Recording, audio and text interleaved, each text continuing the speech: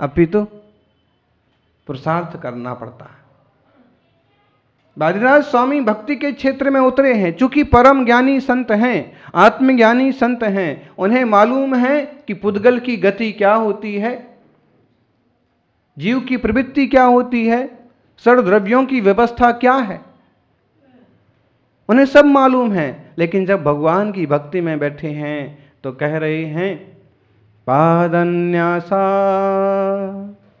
दपि च पुनतो यात्रया ते त्रिलोकी हेमा भासो भवति सुरभिः श्रीनिवासस्य पद्मः सर्वांगेण स्पृशति भगवन् त्वय्यशेषं मनो मे श्रेया किं तत् स्वयं हर हर यन्मामभ्युपैति।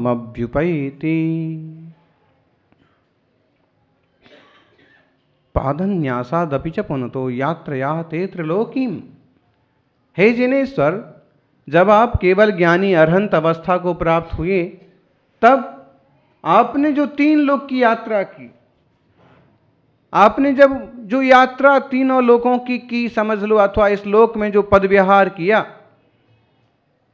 तो पद विहार करते समय आप पांव कदम रखते थे, और जहां आप कदम रखते थे वहीं पर रखते जहां वहां रचते हैं स्वर्ण कमल सुर दिव्य ललाम अभिनंदन के योग्य चरण।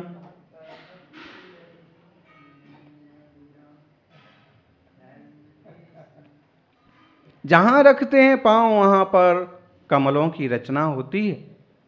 पवित्र चरण जहां रखे जाते हैं वहां पर देवता लोग कमलों की रचना कर देते हैं, और आपके पांव रखने से ही हेमा भासहा, उनसे सोने जैसा भास होता है, सोने जैसी किरणें निकलने लगती हैं।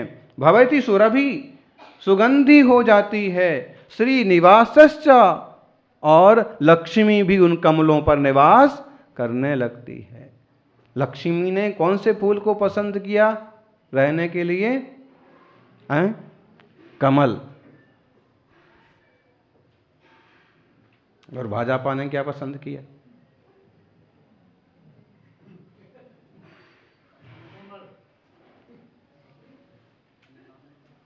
कमल। कमल सिखाता है निष्प्रहता, पंजा सिखाता है अभय, आशीर्वाद हस्त।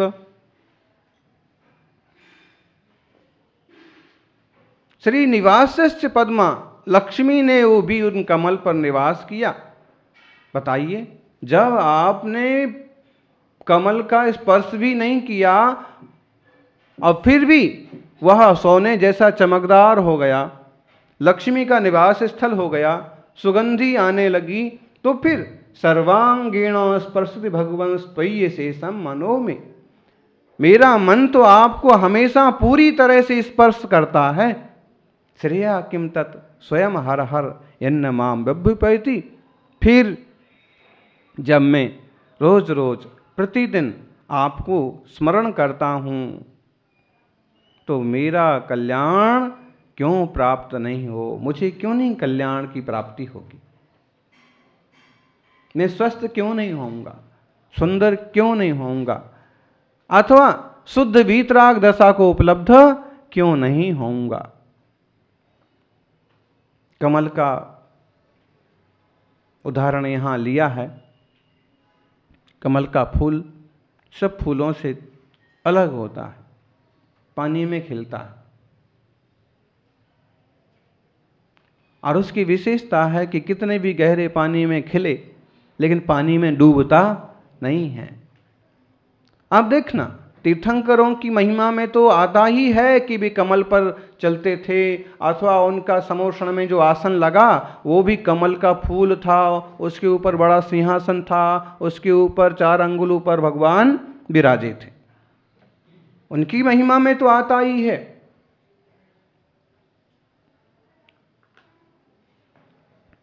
पादौ पदानि तव यत्र जिनेन्द्र धत्ता पद्मानि तत्र विबुधा परिकल्पयन्ति। लेकिन आप दूसरे देवताओं को भी देख लो, और कई सारे देवता जो दुनिया में मान्य हैं, उनके लिए भी कमल की रचना करते हैं लोग। क्यों? गुलाब की क्यों नहीं करते हैं? मोंगरे की क्यों नहीं करते हैं? चमेली के फूल से तो और ज्यादा सुगंध आती।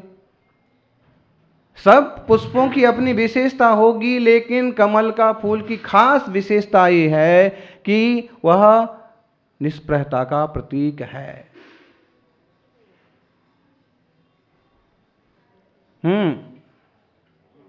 बेसी जाओ बरोबर है। तो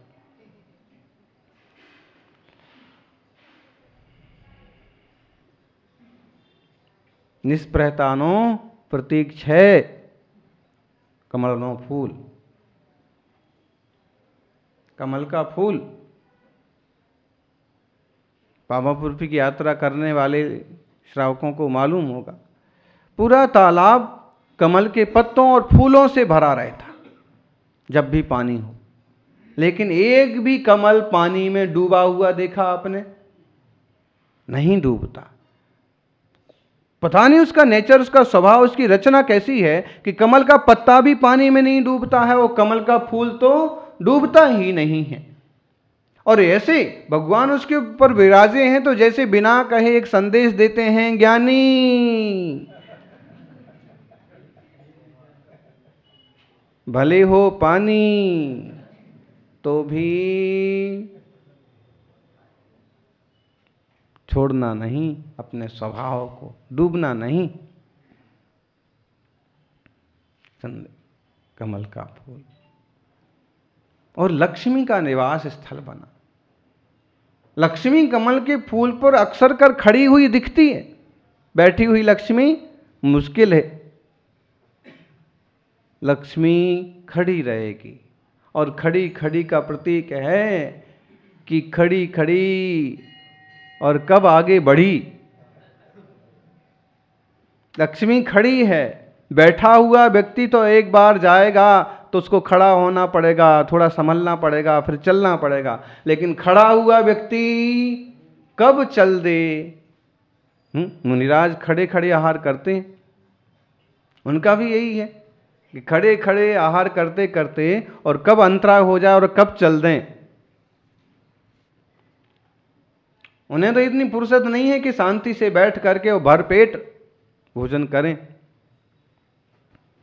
और दूसरा, जंघा बल की परीक्षा। जब तक जांघ में पांव में ताकत है तब तक ही आहार होगा, उसके बाद त्याग। तो लक्ष्मी खड़ी हुई जैसे उपदेश देती है कि मैं तो कहीं बैठती नहीं हूं, खड़ी हूं। इसलिए खड़े खड़े में तुम जितना उपयोग कर सकते हो कर लो, बाकी कब किधर चली जाऊं देख लो। हैं? राजाओं के राज नहीं रहे, साहूकारों की साहूकारी नहीं रही। वित्त मंत्री कब पित्त मंत्री बन जाएं उसका भी पता नहीं पड़ता है।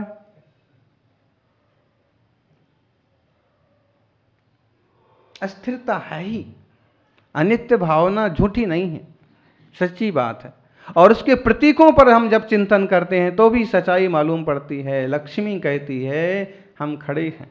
और देखिए उसका हाथ ऐसे रहता है नीचे, ऊपर वाले हाथ में से रुपए नहीं निकलते हैं, सोने के सिक्के उसमें से नहीं निकलते, जो एक हाथ ऐसे रहता है नीचे। लक्ष्मी कैसे बैठती है? हैं? बोलो जी लक्ष्मी बाई कहाँ कैसे बैठती? देखिए बनाया बढ़िया, लक्ष्मी ऐसे बैठती है, ऐसे बैठती है। अरे एक फूल यूं रहता है और एक हाथ यूं रहता है, 4 हाथ होते उसके, आपके कितने? 2 हैं। फिर भी आप 2 हाथ से भी एक्शन बनाएंगे ना तो ये सही है, यूं, या फिर यूं फूल ले रखा है और यूं। तो लक्ष्मी ऐसे बैठी एक हाथ से फूल दिखाती है कि तुम ऐसे बनो निष्प्रही, और दूसरी तरफ से रुपए झड़ते हैं। ये रुपए कितने भी आ जाएं तो भी तुम कैसे बनो? फूल जैसे कोमल, मुलायम, सुगंधित, और लोग तुम्हें पसंद करें। ऐसा ना हो कि तुम पैसा में इतने डूब जाओ कि तुम्हारे अपने लोग ही छूट जाएं। जिंदगी में बहुत बार ऐसा होता है कि हम इतना आगे बढ़ते हैं, इतना बड़े बन जाते हैं कि हमारे सगे हमसे बहुत दूर छूट जाते हैं। वो संपत्तियां भी किस काम की जिसमें अपना कुटुंब भी अपने से बिछुड़ जाए, अपने ही धार्मिक लोग, सधर्मी भाई दूर दूर हो जाए। कुछ ऐसे उपक्रम करना चाहिए कि मिलजुल करके, जुड़ करके ही सब विकास करें। लक्ष्मी कहती है कि ऐसे बनो फूल जैसे सुगंध, सुगंध दो, दुर्गंध देने में देर नहीं लगती है। हाँ, चाट पकौड़ी खा के आओगे, एक पटाखा फोड़ोगे तो दुर्गंध में दिक्कत नहीं होती है, दिक्कत होती है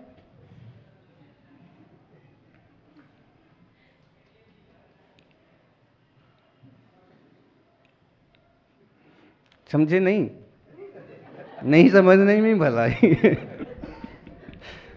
हाँ, दुर्गंध तो व्यक्ति यूं पसीने से भी छोड़ता है, लेकिन सुगंध, सुगंध उसके व्यवहार से पैदा होती है, उसके आचरण से पैदा होती है, उसके प्रेम से पैदा होती है, उसके बोलने से पैदा होती है।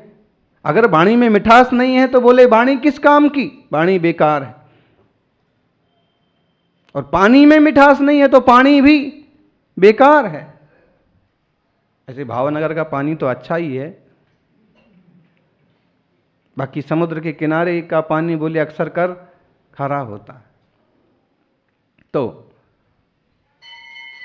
खड़ी हुई लक्ष्मी उपदेश देती है कि देखो, ये रुपया तो नीचे नीचे ही जा रहा है, नीचे की तरफ ही जाता है। जो इसके चक्कर में पड़े ज्यादा, वो भी नीचे नीचे की तरफ चला जाए। इतना तो जरूरी है कि इसको इकट्ठा कर लो, इसका उपयोग कर लो, लेकिन इसके पीछे नीचे मत जाओ। और ये जो फूल है ये ऊपर ऊपर की तरफ जाता है। फूल है आपके शुद्ध श्रेष्ठ आचार विचार व्यवहार का, निष्प्रहता का प्रतीक, और धन है आप गृहस्थ की अपेक्षा से समृद्धि का।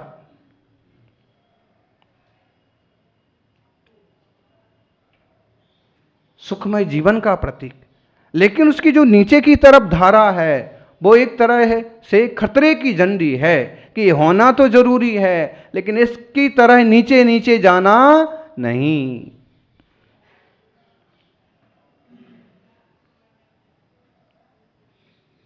आचार्य देव कहते हैं कि भगवान जब पदविहार करते हैं तो कमल के ऊपर आपके चरण रखते हैं, और वो कमल सुगंधित सुरभित लक्ष्मी के निवास हो गए। फिर जब केवल चरण के निचले हिस्से से भी आपने उनका स्पर्श किया और वो इतने महान हो गए, फिर मैं आपको अपने हृदय में हमेशा धारण करता हूं। मुझे सुख की प्राप्ति हो, इसमें कोई संदेह नहीं है। सुखमय जीवन होगा, अनंतमय जीवन होगा।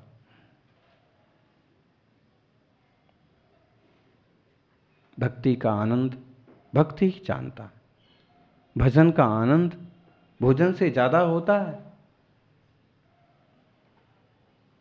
लेकिन लोगों को भोजन का स्वाद तो आसानी से आ जाता है, भजन का स्वाद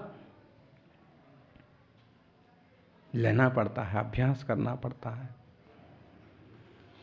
श्री विहार परिवाह होत सुचि रूप सकल जग। जब विहार होता है तो सारा का सारा जगत भगवान की वाणी सुनता है। कमल कनक अभाव सुरभि श्री वास धरत पग। मेरो मन सर्वंग परस प्रभु को सुख पावे। अब सो कौन कल्याण जौन दिन दिन ढिग आवे। ऐसा कौन सा कल्याण है जो आपके मेरे हृदय में विराजते हुए मुझे प्राप्त ना हो। कल्याण मतलब सुख, समृद्धि, आनंद। ज्ञानियों, आत्मज्ञानी अपने स्वरूप को तो जानता ही है, लेकिन प्रभु के स्वरूप को जानकर के अपने स्वरूप की तुलना करता है, और भक्ति को भक्ति के ढंग से करता है, और ध्यान ध्यान के ढंग से करता है। जब एकांत शांत मुद्रा में बैठें तो ध्यान में डूबना होता है, और प्रभु के सामने बैठें तो भक्ति की बहुलता होती। आप ऐसे हैं, आप ऐसे हैं। प्रवचन सार में कुंद कुंद देव कहते हैं कि जिनेश्वर से अपने स्वरूप की तुलना करना सम्यक दर्शन का प्रमुख कारण है।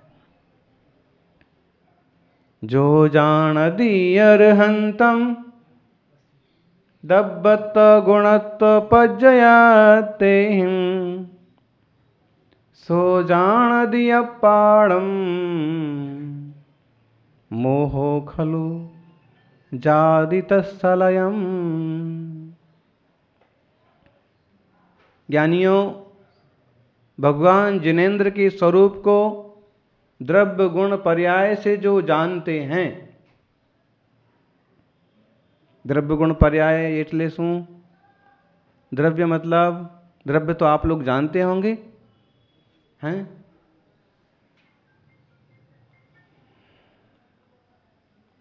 द्रव्य नहीं जानते आप लोग? बोलो, विधान में द्रव्य का सहयोग करिए। बोलो, इस विधान में द्रव्य किसका लगा है? द्रव्य मतलब रुपया पैसा। लेकिन रुपया पैसा द्रव्य तो है, लेकिन केवल पुद्गल द्रव्य है। जबकि यहां अरहंत भगवान के द्रव्य मतलब जीव द्रव्य, चैतन्य शुद्ध परमात्मा पर्याय जो उपलब्ध हुई है उसे जानता है। अरहंत भगवान के द्रव्य, अरहंत भगवान को द्रव्य गुण पर्याय से जानता है। अरहंत भगवान के द्रव्य गुण पर्याय जानता है, वह अपने भी द्रव्य गुण पर्याय जानता है। और जब उस तरह की तुलना करता है, अनुभव करता है, चिंतन करता है, तो उसे सम्यक दर्शन की प्राप्ति अवश्य होती है। भगवान की वर्तमान की द्रव्य पर्याय, द्रव्य कौन सा है? जीव द्रव्य है। जीव तो जीव ही है, वर्तमान में हो, भूत में हो, भविष्य में हो, वो जीव द्रव्य हैं। आप कौन से द्रव्य हैं? आप जीव हैं कि जड़ हैं? कौन कौन है जीव? सब लोग जीव हैं।